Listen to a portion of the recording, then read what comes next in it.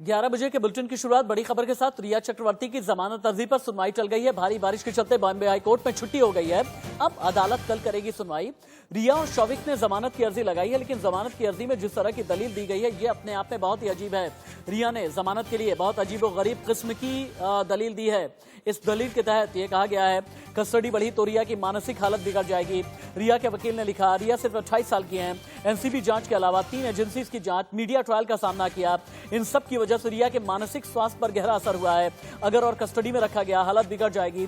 रिया के कोरोना चपेट में आने का भी खतरा है। इस तरह की दलीलें दी गई हैं। रिया के वकील की तरफ से बहुत बड़ा सवाल है, वो रिया चक्रवर्ती जिसने सुशांत सिंह राजपूत को कंट्रोल किया, वो रिया चक्रवर्ती जो ड्रग पेडलर के संपर्क में रही, आज अपनी तरफ से यह दलील दे रही है कि मानसिक स्वास्थ्य गड़बड़ है। एक बार फिर से मैं पैनल को ओपन कर देता हूं। शिवा कुछ कहना चाहते हैं, बोलें शिवा, बोल सकते हैं आप। ये जो आप बोल रहे हैं मानसिक हालत में मेरी तकलीफ हो रही है, मैं 28 साल की हूँ। मैंने जब ये न्यूज में जब सुना और इनकी चैट सुनी कि ये सुशांत को कॉफी के अंदर ड्रॉप्स डाल दो, 30-40 मिनट के बाद उसको नशा हो जाएगा।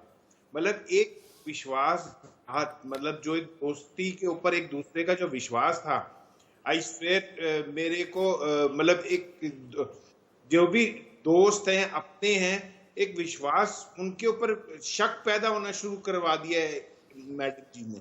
हाँ। और इनको आप कह रहे हो जमानत दें, इट विल बी टेम्पर्ड। मतलब आई होप नहीं मिलेगी जमानत। एसपी साहब जी, नहीं मिलेगी जमानत, ये मेरी बात देख लेना। अच्छा, नहीं मिलनी भी नहीं चाहिए कि रिया को जमानत नहीं मिलेगी। एक बार मैं अभिषेक के पास में भी चलता हूं। अभिषेक, मुझे समझाएं, मुंबई की भारी बारिश की वजह से जितनी भी सुनवाई है क्यों टली है, जो टली है इसके बारे में अपडेट दें। साथ ही ये बताएं कि क्या एनसीबी जिन जिन को समन कर चुकी है, जिनसे आज पूछताछ होनी थी, क्या ये पूछताछ भी आज संभव नहीं है?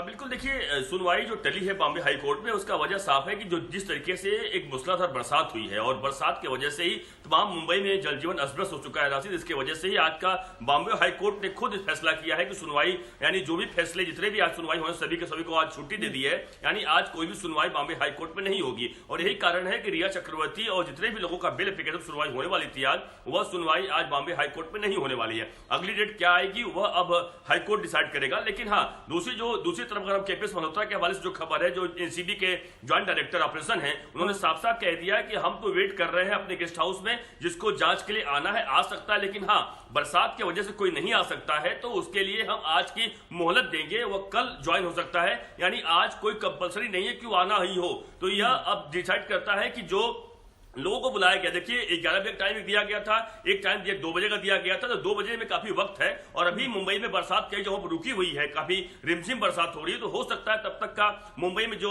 जल जमा हुआ हट जाए, तो वो 2 बजे वाले हो सकते हैं कि वहां पे अपीयर हो सकते हैं। लेकिन ये कुछ देर बाद समझ में आ जाएगा कि क्या जयासा, ध्रुव और जो मोंटेरा है, क्या ये वास्तव में आ रहे हैं आज, की वो उनको टाइम चाहिए सिर्फ इसलिए कि मुंबई में बरसात का कारण है और यही वजह है कि साथ नहीं आएंगे। लेकिन मल्होत्रा, यानी हम केपीएस मल्होत्रा की बात करें, एनसीबी वो तैयार है जांच के लिए। अगर आते हैं कोई तो बिल्कुल जांच करेंगे, लेकिन अगर बरसात का कोई बहाना लेकर नहीं आना चाहता है तो वह आज उसके लिए एक दिन की मोहलत जरूर देने वाले हैं। ठीक है, आप रहे हमारे साथ में, दोबारा आपके पास लौट करके आता हूं।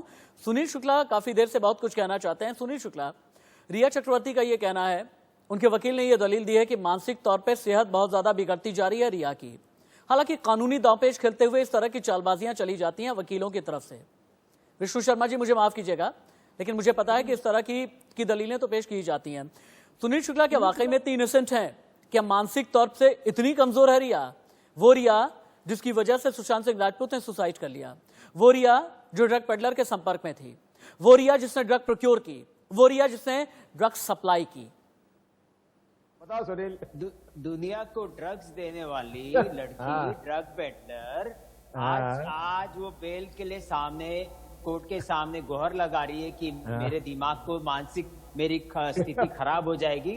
दूसरों की मानसिक स्थिति खराब करने वाली आज जो झेल रही है, ये ऊपर वाले का कहर है। ये समझ लीजिए, ये जो अंदर गई है ये अंदर लंबे तक जाएगी और पठान साहब अब जो हंस रहे हो तो समझ गए होगा, तो पहले आपको लग रहा था कि इसको बेल मिल जाएगा, मिलेगी, बेल मिलेगी, फिक्र मत करो। अरे बेल तो मिलेगा, बेल मिलेगी, लेकिन बेल सजा मिलेगी, तो फिक्र अंदर मत करो, अच्छी तरह बेल मिलेगी। काटे। अरे अंदर अरे जाके इनोसेंट अच्छी है तरह यार, वो सजा तो गंजेड़ी, काटे। वो अरे नशेड़ी के लिए आप लाती थी, वो लोग की नशेड़ी मरा, सरकार, उसको शिवसेना, फंसा दे जाके एनसीपी, उसको। मुंबई पुलिस वो नशेड़ी के लिए लाती थी, नशेड़ी इनोसेंट 13 से ड्रग पीता है, 13 से 2013 से अरे ड्रग पीता था वो। अच्छा, आप फिर सप्लाई कौन 2013 से ड्रग पीता था वो। आप लोग के मार्गदर्शन में डायरेक्टर सप्लाई लोगों ने होता था उसको मना किया कि तू घर पे बैठ भाई। आप लोग ने उसको ड्रग एडिक्ट बनाया, मैं ये शमशेर बोल पठान रहा हूँ। वो ड्रग एडिक्ट शमशेर था पठान वो। जी, अब जिसके ऊपर इल्जाम लगा रहे हैं ना, वो अब इस दुनिया में नहीं है, लेकिन जिन लोगों ने उसे ड्रग्स सप्लाई की, उसे लेकर के तो सवालिया निशान पैदा होते ही है ना। आप तो सर्टिफाई करने में लग गए, लेकिन साथ ही साथ आप क्रिमिनल्स को जस्टिफाई करने में भी लगे हैं, और इन्हीं में से एक क्रिमिनल नजर आ रही है जया साहा, ड्रग्स की मास्टरमाइंड। आप सभी देखें, शिवा आपके पास भी लौट करके आ रहा हूं, शिवा आता हूं आपके पास, मेजर शाह आपके पास भी आऊंगा, लेकिन जया साहा को क्यों कहा जा रहा है ड्रग्स की मास्टरमाइंड, अब आप ये समझें। सुशांत की टैलेंट मैनेजर रही जया साहा की भूमिका बहुत ही सस्पिशियस है। श्रद्धा कपूर वाली व्हाट्सएप चैट में भी जया की भूमिका है। जया साहा की कंपनी क्वान टैलेंट मैनेजमेंट का काम करती है। क्वान 45 बॉलीवुड एक्टर्स एक्ट्रेसेस के लिए टैलेंट मैनेजमेंट करती है। जया साहा से कल दूसरी बार पूछताछ हुई है, और आज पूछताछ फिर से होने वाली थी, लेकिन यह पूछताछ चलती हुई नजर आ रही है भारी बारिश की वजह से। लेकिन जया साहा का बैकग्राउंड तो आप जानना चाहेंगे ना। देखिए, दिल्ली की रहने वाली जया साहा, बेंगलुरु से की स्कूलिंग, नोएडा से एडवर्टाइजिंग मार्केटिंग में मास्टर्स किया। जया ने मुंबई आने पर 24/7 कस्टमर प्राइवेट लिमिटेड में काम किया। जया की दूसरी company Wizcraft international entertainment private limited थी। 2010 से Kwan entertainment and marketing solution के लिए काम कर रही थी। क्वान एंटरटेनमेंट बड़े फिल्मी सितारों के अकाउंट संभाला करती है, और क्वान एंटरटेनमेंट के बारे में ही हमने आपको बताया था। लेकिन हाँ, एक बार मैं रिकॉल करना चाहूंगा, वो जो ड्रग्स चैट है जिसे लेकर के ये कहा जा रहा है कि दीपिका पादुकोण फंसती नजर आ रही हैं। 28 अक्टूबर 2017 की इस ड्रग चैट को फिर से रिकॉल किया जाए। 28 अक्टूबर 2017 सुबह 10:03 पर दीपिका लिखती हैं, एक बार ग्राफिक्स लेकर के आए। दीपिका पादुकोण ने किस तरह से 28 अक्टूबर 2017 को ये लिखा, क्या तुम्हारे पास माल है। करिश्मा प्रकाश को ये लिखा गया, डी ने लिखा के को, लेकिन अब जितनी भी व्हाट्सएप चैट रिट्रीव हुई हैं पता ही चल गया है। डी का मतलब है दीपिका पादुकोण, के का मतलब है करिश्मा प्रकाश। दीपिका पादुकोण ने लिखा तुम्हारे पास माल है। करिश्मा लिखती है मेरे पास है लेकिन घर में है, मैं बांद्रा में हूं। 10:05 पर, के यानी करिश्मा, क्या मैं अमित से कहूं अगर तुम्हें चाहिए। अमित कौन है नहीं पता। 10:07 पर बहुत डेस्परेशन में दीपिका कहती है यस प्लीज, लंबा सा। 10:08 पर 28 अक्टूबर 2017 करिश्मा लिखती हैं अमित के पास है, लेकर के आ रहा है। 10:12 डी लिखती हैं हैश ना, वीड नहीं, हैश चाहिए वीड नहीं चाहिए। 10:15 बजे के आसपास करिश्मा प्रकाश ने आगे लिखा, तुम कितने बजे कोको आ रही हो। कोको जिसकी रिपोर्ट पिछले 1.5 घंटे से मैं दिखा रहा हूं। तो फिर इसके आगे दीपिका लिखती हैं 11:30-12 बजे, और शैल कितने बजे तक वहां पहुंच जाएगी। शैल लड़का है या लड़की इसके बारे में पता नहीं चला है। करिश्मा प्रकाश ने लिखा, मुझे लगता है कि उसने कहा 11:30 था, क्योंकि उसे 12 बजे किसी दूसरी जगह पर पहुंचना था। ये कोको क्लब में कई राज छिपे हुए हैं, लेकिन आप ये देखें कि मस्तानी किस तरह से मस्त हुई, मैनेजर से कैसे मंगाई ड्रग्स कनेक्शन की जांच कर रही एनसीबी के हाथ लगी है चैट। दीपिका पादुकोण की मैनेजर करिश्मा प्रकाश और दीपिका के बीच की चैट है। एनसीबी ने दीपिका और करिश्मा की एक लंबी चैट रिस्टोर की है। चैट में दीपिका करिश्मा से ड्रग्स की डिमांड कर रही हैं। चैट में अमित और शैल नाम के 2 लोगों का जिक्र भी है। अभी स्पष्ट नहीं हुआ कि अमित और शैल कौन है। 1 मिनट, पैनल को ओपन कीजिए, यहीं पर रोकिए इन्फोग्राफिक, पैनल को ओपन कीजिए। एक सवाल मेरे जहन में आ रहा है, एक सवाल आ रहा है, मेरे ख्याल से मेजर मोहम्मद अली शाह को लेकर के आना चाहिए। मेजर मोहम्मद अली शाह, मुझे याद आ रहा है एक बड़े बॉलीवुड प्रोड्यूसर की पार्टी की तस्वीरें वायरल हुई हैं, जिनमें है विकी कौशल, जिनमें है दीपिका पादुकोण, इसके अलावा मलिका अरोड़ा खान भी इसमें है। कई बड़े बड़े एक्टर्स एक्ट्रेसेस हैं इसमें, और इनमें एक नाम है शाहिद कपूर का। आपने शाहिद कपूर के साथ फिल्म हैदर में काम किया है। क्या आपको कभी ये लगा कि ड्रग्स मामले में कहीं पर भी कोई सस्पिशियस कैरेक्टर शाहिद में भी नजर आया है? जी, शाहिद के साथ मैंने हैदर में काम करा है, और सर 2001 में हम एक ही एक्टिंग क्लास में भी थे। ओके, ठीक है। और शाहिद कपूर में कभी भी मेरे को ऐसा नहीं लगा, ना ही वो शराब पीते हैं, ना ही वो सिगरेट पीते हैं, वो फिटनेस फ्रीक है। तो शाहिद के साथ तो कभी भी मेरे को ऐसा नहीं लगा कि भाई कोई शक की आशंका है कहीं से भी कि वो किसी भी प्रकार का ड्रग्स इस्तेमाल करते होंगे। ऐसा बिल्कुल नहीं लगा मेरे को शाहिद के बारे में। अच्छा ठीक है, मतलब आपको ये नहीं लगता कि शाहिद कपूर किसी भी तरीके से ड्रग्स का इस्तेमाल करते होंगे। शिवा, आप कुछ कहना चाह रहे थे शायद, क्योंकि उसके बाद मुझे लीगल पर्सपेक्टिव से कई सवाल करने हैं विष्णु जी से। आप बोल सकते हैं शिवा। एक तो पठान साहब से ही पूछे कि इनके कोई जब ये थे अपना होंगे अपने ड्यूटी में, तो इनके वहां से प्रोडक्ट्स जाते थे 13 में सुशांत के वहां, एक मरे हुए के लिए बोलते हैं। दूसरा ये इतने दावे के साथ बोल रहे हैं कि उसकी जमानत हो जाएगी, मींस क्या सेटिंग हो चुकी है। और जो आप अभी वीडियो की बात कर रहे थे सर, वो वीडियो करण जौहर वाली पार्टी का है, उसमें कहीं भी कोई ड्रग्स या दारू नहीं। शिवा जी बेचारे शमशेर पठान जी अपनी कितनी एम्बेरसमेंट अपनी इतनी तेज हंसी में छिपा ले जाते हैं, आप उन्हें और एम्बेरस करने में पड़े हैं। आप सेटिंग की बात कर रहे हैं, कोई सेटिंग रही है क्या? शमशेर पठान आप बोले, उसके बाद मेजर शाह आपके पास आऊंगा, फिर उसके बाद रैपअप में मैं विष्णु जी के पास में जाऊंगा। शमशेर पठान जी, ये सेटिंग क्या होती है? सेटिंग कैसे होती है मुंबई में, जिस ओर इशारा कर रहे हैं शिवा? काफी फिल्म इंडस्ट्री में है, मैं झूठ बात नहीं करूंगा, भगवान को मुंह दिखाना है।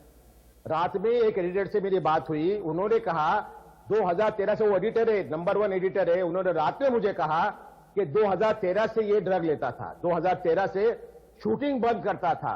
ये झूठ बोलो तो अल्लाह मुझे कल का सूरज ना दिखाए। बात सुनिए। दूसरी बात, बेल की बात मैं कर रहा हूं। विष्णु साहब ने जो कहा है कि जो ग्राउंड्स होते हैं बेल के, टेलीविजन पे अगर इस तरीके का एलिगेशन लगाएंगे, ये बड़े शर्म की बात है।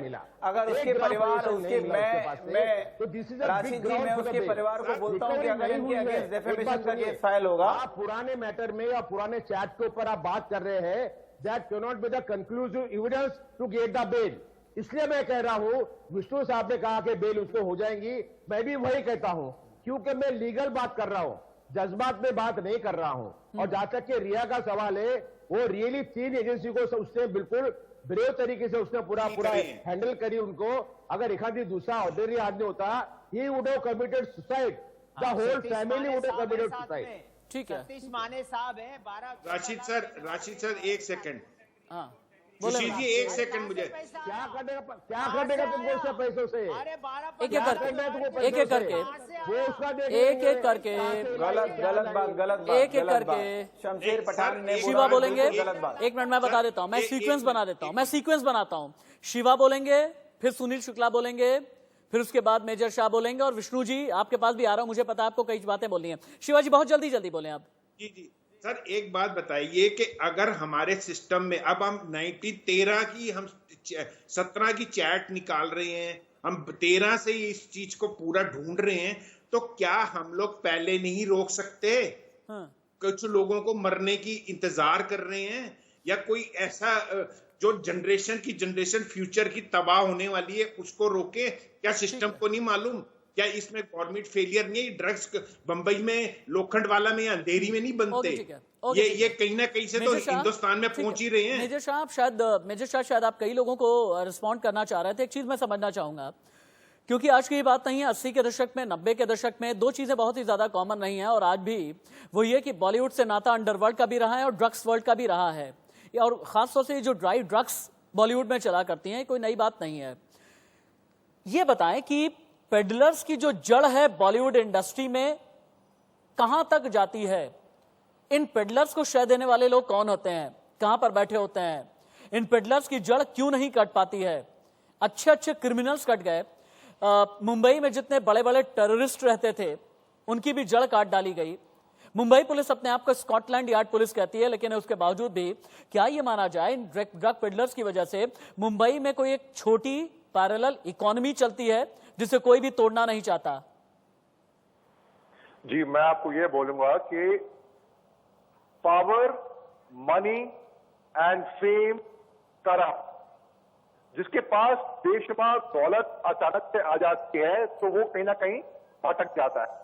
और ये अक्सर फिल्म इंडस्ट्री में ऐसा होता है, हर जगह पे ऐसा होता है, फिल्म इंडस्ट्री में ही नहीं, हर जगह पे, मगर फिल्म इंडस्ट्री कुछ ज्यादा ही लाइमलाइट में है।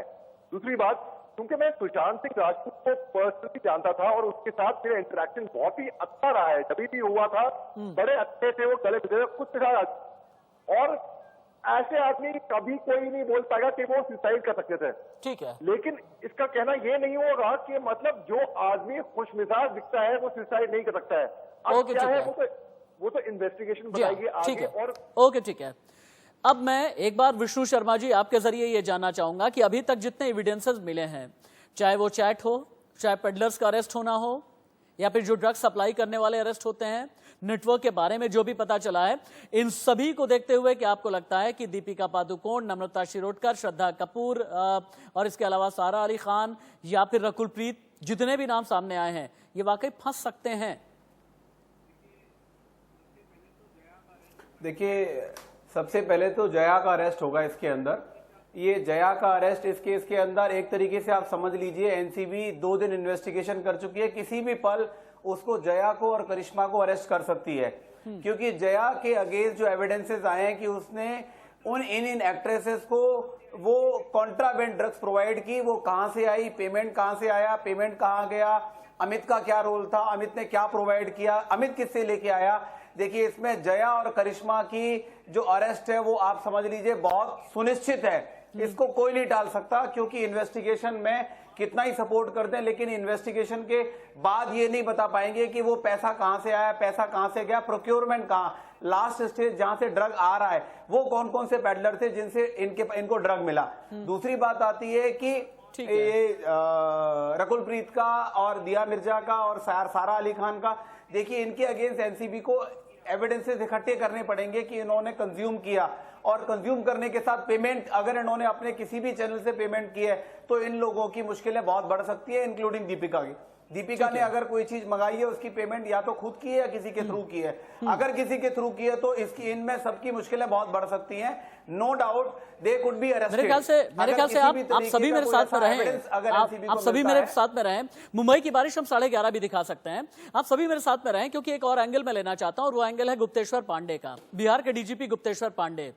बिहार के डीजीपी गुप्तेश्वर पांडे जिन्होंने ले लिया है वीआरएस। कहा यह जा रहा है कि बक्सर से लड़ सकते हैं विधानसभा का चुनाव, एनडीए का चेहरा होंगे बक्सर से। लेकिन बात इतनी नहीं है। अब बिहार पुलिस सर्विस से रिटायरमेंट के बाद कैसी राजनीति हो रही है, बिहार से लेकर के कहां तक, मुंबई तक। क्योंकि सुशांत सिंह राजपूत केस में भी बड़े मुखर रहे थे गुप्तेश्वर पांडे, बहुत ही अग्रेसिव रहे थे, और गुप्तेश्वर पांडे ने कई बातें कही हैं। उन्होंने कहा मेरे वीआरएस को सुशांत केस से ना जोड़ें, मेरे घर परिवार में कोई भी राजनीति में नहीं है, संघर्ष करने के बाद ही मकाम पर पहुंचा हूं, ये गुप्तेश्वर पांडे ने कहा है। क्या हम एक बार सुना सकते हैं गुप्तेश्वर जी को? सुनाइए, एक बार सुनाइए, उसके बाद आप सभी मेरे साथ में रहें, आप सभी रहें, और मैं शमशेर पठान जी के पास में आऊंगा। एक बार सुने गुप्तेश्वर जी को। आपके मन में भी यही सवाल होगा, इसका मैं सीधा सवाल जवाब देता हूं, आप सुन लीजिए कि सुशांत के केस से मेरे वीआरएस का कोई लेना देना नहीं है। मैं इसका बिल्कुल तर्कपूर्ण आपको जवाब देता हूं। सुशांत के साथ जो भी मुंबई में हुआ, और उसका बूढ़ा बीमार लाचार बाप यहां रहता है, और मैंने उस हताश निराश बूढ़े बाप जो मुंबई पुलिस के अनुसंधान से बिल्कुल ही हताश था, निराश था, और उसको न्याय की उम्मीद नहीं थी, वो मेरे यहां आता है। और यहां बिहार पुलिस ने जो एफआईआर किया, अब माननीय सर्वोच्च न्यायालय ने उस पर ठप्पा लगा दिया है कि वो काम बिल्कुल संवैधानिक था, कानूनी था, उसमें कोई गलत काम बिहार पुलिस ने नहीं किया, इसलिए इस पर कोई सवाल नहीं उठ सकता। अनुसंधान करने के लिए टीम गई, इस पर किसी ने, माननीय सर्वोच्च न्यायालय का फैसला आ गया है कि उसमें कोई भी गैर कानूनी काम नहीं था। मेरी अनुशंसा पर बिहार सरकार ने सुशांत वाले मामले को जो सीबीआई को सौंप दिया, उस पर भी हल्ला हुआ कि अधिकार ही नहीं है। माननीय सर्वोच्च न्यायालय ने अपने वर्डिक्ट में ये भी स्टैब्लिश कर दिया कि जो भी बिहार सरकार ने ये काम किया सर्वोच्च सीबीआई को केस सौंपने का, उसमें कुछ भी गैर कानूनी नहीं था। हमारे अधिकारियों के साथ बेइज्जती हुई, इसके बाद मैंने हंगामा शुरू किया। लेकिन शिवसेना ने गुप्तेश्वर पांडे पर निशाना साधा है। राजनीति में आने की खबरों पर साधा निशाना। प्रियंका चतुर्वेदी ने किया ट्वीट, चुनाव लड़ना है तो सत्य साहस के साथ लड़ो, गुप्त तरीके से किसी की मौत पर कैंपेन दुखदाई है, भगवान आपको सफलता से पहले सद्बुद्धि दे, ये प्रियंका चतुर्वेदी ने कहा है। शमशेर पठान बहुत ठाके लगा रहे थे। शमशेर पठान जी, गुप्तेश्वर पांडे ने सीधे ये कह दिया है सुशांत सिंह राजपूत की मौत या कत्ल से उनके वीआरएस को जोड़कर न देखा जाए, उन्होंने कोई सियासत नहीं की है।